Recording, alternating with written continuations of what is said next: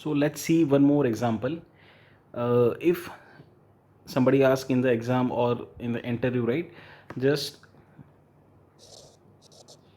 write an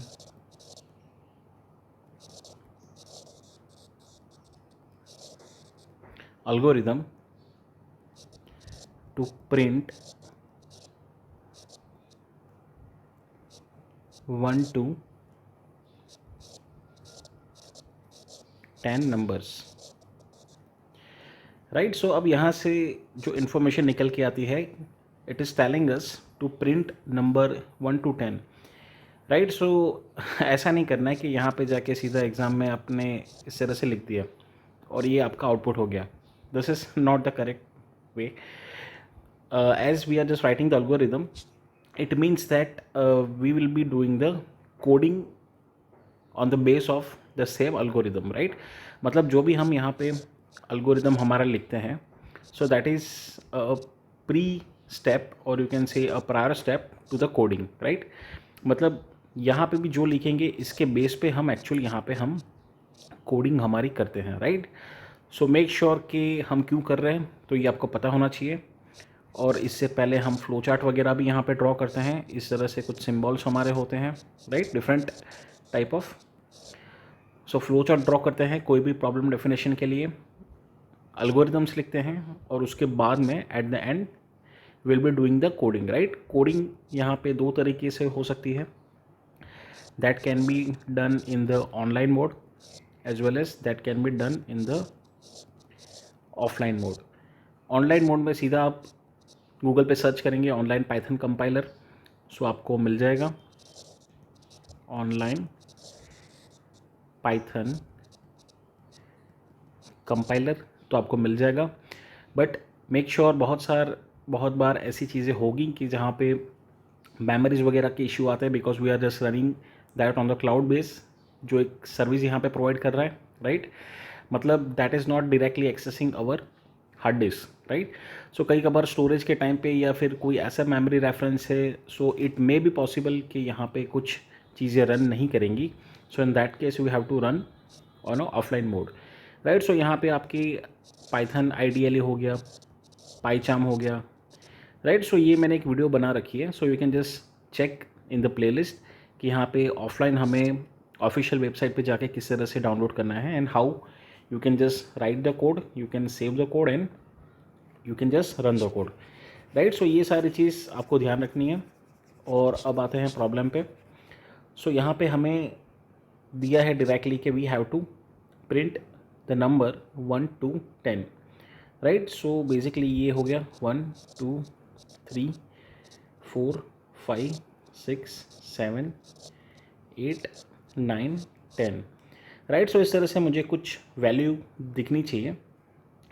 सो इसके लिए क्या क्या चीज़ें हमें रिक्वायर होंगी.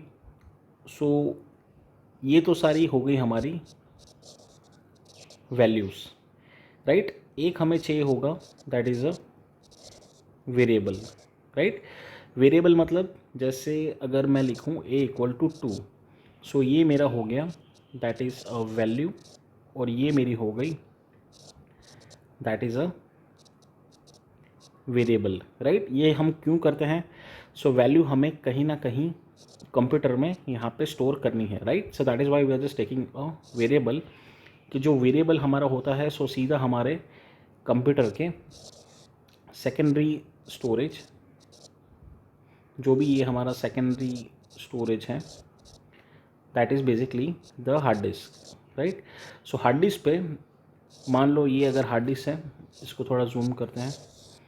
अगर ये मेरी हार्ड डिस्क है 1 TB की और यहाँ पे अगर मान लो पार्टीशन भी अगर कर रखा है, सो ये जो मेरा वेरिएबल होगा a = 2, सो वो मेमोरी में कहीं पे जाके that will occupy some kind of space और वो यहाँ पे a = 2 की वैल्यू स्टोर करेगा, राइट.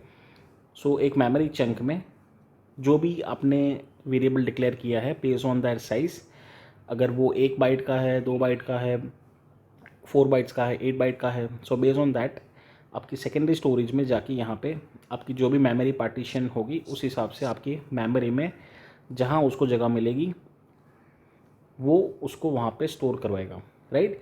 मतलब जब मैं लिखता हूँ a इक्वल टू 2, सो मैंने ये वैल्यू असाइन की है और वो मेमोरी में यहाँ पे स्टोर है। और मैं जब यहाँ पे, मतलब ये हमारा हो गया एक तरह का राइट ऑपरेशन, राइट। मतलब ए वेरिएबल था, उसमें कोई वैल्यू नहीं थी, मैंने असाइन की 2 और वो सीधा हार्ड डिस्क में सेकेंडरी स्टोरेज में कहीं पे स्टोर हो गया, right. So basically we are writing to the secondary storage. और दूसरा जब हमारा होता है कि वेन एवर जीएस we are accessing the memory, मतलब मान लो कि कहीं पे अगर मैं ए की वैल्यू प्रिंट करता हूँ, right, so I am accessing that memory और यहाँ से मैं ए की जो वैल्यू होगी वो रीड कर रहा हूँ, राइट। सो ये हमारा हो गया रीड ऑपरेशन। सो इस टाइम पे हमारी वैल्यू जो होगी that will come as a 2, right. So ये बेसिक चीज़ें हो गई कि वेरिएबल क्या है, वैल्यूज़ क्या है, कहाँ पे जाके ये स्टोर करता है, किस तरह से कौन सी मेमोरी में स्टोर करता है और कब वो राइट करता है और कब वो रीड करता है। सो अब यही चीज़ करने के लिए you have to require some variable. So let's say अगर मैं कोई वेरिएबल ले लूँगा आई। अब यहाँ पे दूसरी चीज़ आपको ये ध्यान रखनी है कि आप पैटर्न समझिए कि क्या हो रहा है, कि आई यहाँ पे है जो स्टार्ट हो रहा है from the value 1, right, that is starting with the value 1।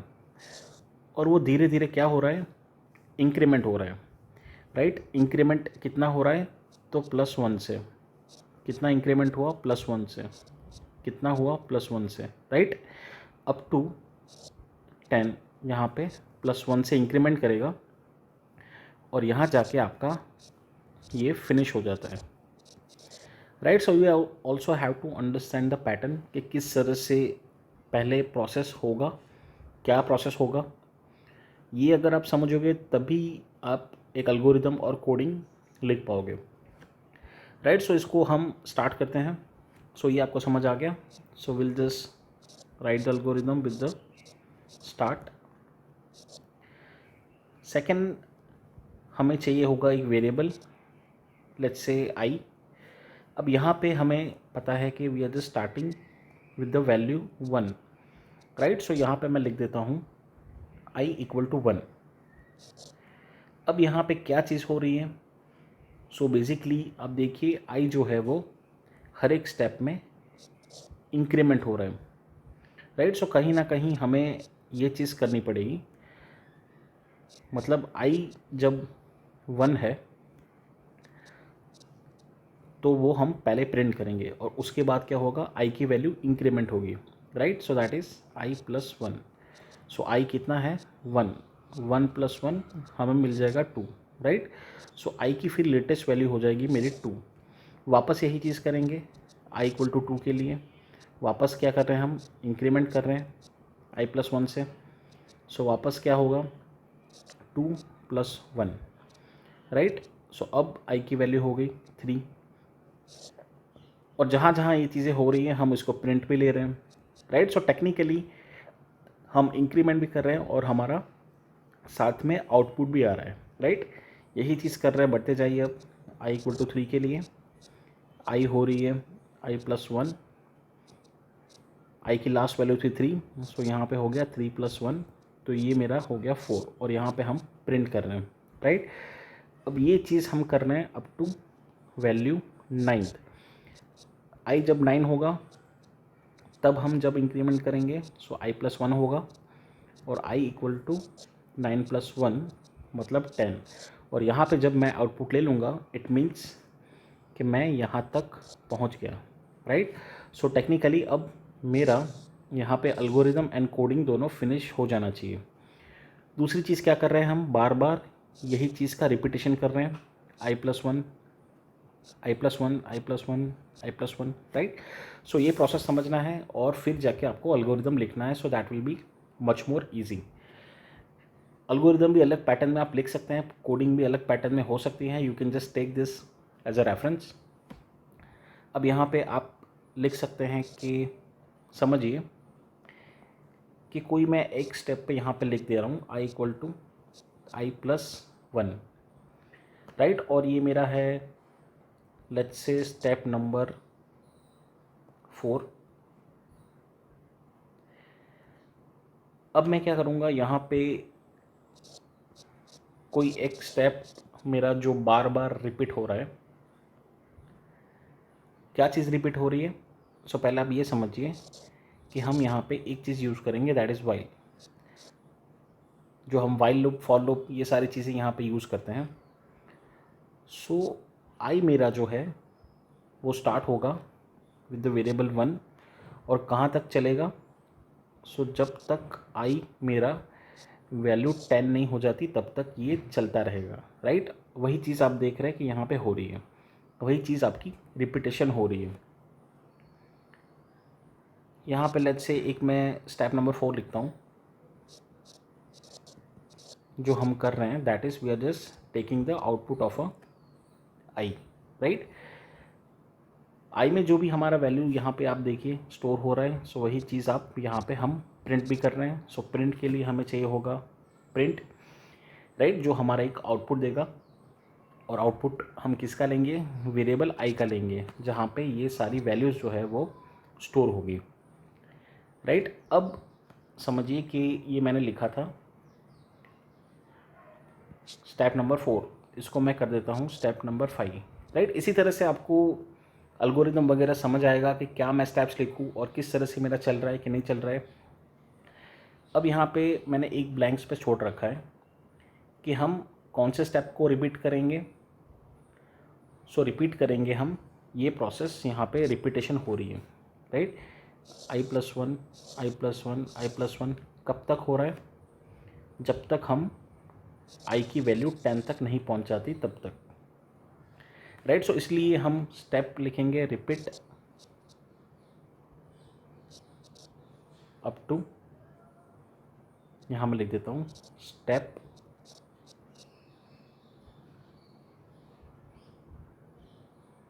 Five, right? मतलब क्या कि आप वही चीज़ बार बार रिपीट कीजिए और जब तक आई मेरा 10 नहीं हो जाता तब तक यही चीज़ रिपीट करते रहिए, राइट? और एट द एंड आपका क्या होगा? यहाँ पे हम एल्गोरिदम स्टॉप करेंगे, राइट? अब ये समझिए कि किस तरह से ये वर्क कर रहा है। हमने स्टार्ट कर दिया, आई की वैल्यू यहाँ पे पहले 1 होगी, अब यहाँ पे आएगा थर्ड स्टेप पे, सो आई इक्वल टू 1, सो ये चेक करेगा 1 लेस देन और इक्वल टू 10 है, सो हाँ है। सो उस टाइम पे ये अंदर जाएगा और वैल्यू प्रिंट करेगा आई की। अब आई की वैल्यू क्या है? सो ये पहले 1 है, राइट? सो ये लेवल पे यहाँ पे आउटपुट आएगा आपका 1, ठीक है? और यहाँ पे अब आएगा स्टेप नंबर 5 में। स्टेप नंबर 5 में वो क्या करेगा? आई की वैल्यू जो है, जो हमने स्टेप्स रिपीट किए, i+1 करेगा, दैट इज़ 1+1। अब मेरा हो गया i इक्वल टू 2, राइट? अब समझिए i इक्वल टू 2 जो है वो यहाँ प्रिंट नहीं हो रहा है। एल्गोरिदम मेरा अभी फिनिश नहीं हुआ, वापस ऊपर गया, वापस अब i की वैल्यू क्या हो गई? तो 2 हो गई। सो 2 चेक करेगा, 2 इज़ लेस देन और इक्वल टू 10, सो हाँ 2 जो है that is a lesser number. So अब यहाँ पे i वो प्रिंट करेगा 2, सो यहाँ पे i प्रिंट हो गया 2। अगेन यही चीज़ फॉलो हो गई प्रोसेस। अब यहाँ पे i की वैल्यू हो गई 2+1, i की वैल्यू हो गई मेरी 3, वापस ऊपर जा रहा है। अब i की वैल्यू अपडेट हुई, वापस चेक करेगा 3 लेस देन इक्वल टू 10 है, तो हाँ है। सो यहाँ पे वो प्रिंट करेगा i की वैल्यू 3, राइट? और एक बार चेक कर लेते हैं। अब यहाँ पे i इक्वल टू होगा i+1, सो हो गया 3+1 मतलब हो गया 4। वापस वो ऊपर जाएगा, चेक करेगा 4 लेस देन और इक्वल टू 10 है, तो हाँ है। यहाँ पे वो आउटपुट लेगा i की वैल्यू 4। समझिए आप, यही चीज़ आपकी बढ़ रही है। एक टाइम पे आएगा आपका कि i की वैल्यू आपकी 9 होगी और यहाँ पे क्या होगा? i+1, तो यहाँ पे हो जाएगा 9+1, तो i की मेरी लास्ट में वैल्यू आ जाएगी 10, राइट? यहाँ समझिए 9 तक आ गया। अब 10 वैल्यू है, वापस वो ऊपर जाएगा, चेक करेगा 10 is less than equal to 10, so 10 से बड़ा भी है, सो बड़ा छोटा है, लेस देन और इक्वल है, राइट? मतलब we are checking it's less than और इक्वल टू 10। अगर मैं लिखता 10 less than equal to 10, so ये है गलत, बिकॉज 10 और 10 दोनों सेम है, राइट। पर यहाँ पे मैं चेक कर रहा हूँ 10 लेस देन और इक्वल टू 10, राइट। मतलब ये साइन जो है दैट इज़ इक्वल साइन। तो क्या ये चीज़ है? तो हाँ है, right. So that is Y ये आपकी कंडीशन ट्रू हो रही है। और यहाँ पे हम प्रिंट कर रहे हैं 10। सो यहाँ पे आपका आउटपुट, ये मेरा हो गया आउटपुट जो प्रिंट हो रहा है। अब लास्ट स्टेप में क्या होगा आपका समझिए कि यहाँ पे आई की वैल्यू 10 प्रिंट हो गई, यहाँ पे 10 प्लस 1 अगेन होगा तो होगा। सो आई की वैल्यू अब हो गई 11, राइट। अब वापस वो जाएगा ऊपर, अब ऊपर जाएगा तब क्या होगा यहाँ पे 11 लेस देन और इक्वल टू 10। सो ये कंडीशन गलत है because 11 is greater than 10, right. So ये कंडीशन फॉल्स हुई और हमने यही चीज़ बोला था कि आप कौन से स्टेप रिपीट कीजिए। सो आप ये वाले स्टेप को रिपीट कीजिए। कब तक रिपीट कीजिए? जब तक आपका ये कंडीशन जो है वो फॉल्स नहीं हो जाती तब तक रिपीट कीजिए। सो इसकी वजह से ये वाले स्टेप्स आपके बार बार रिपीट हो रहे हैं।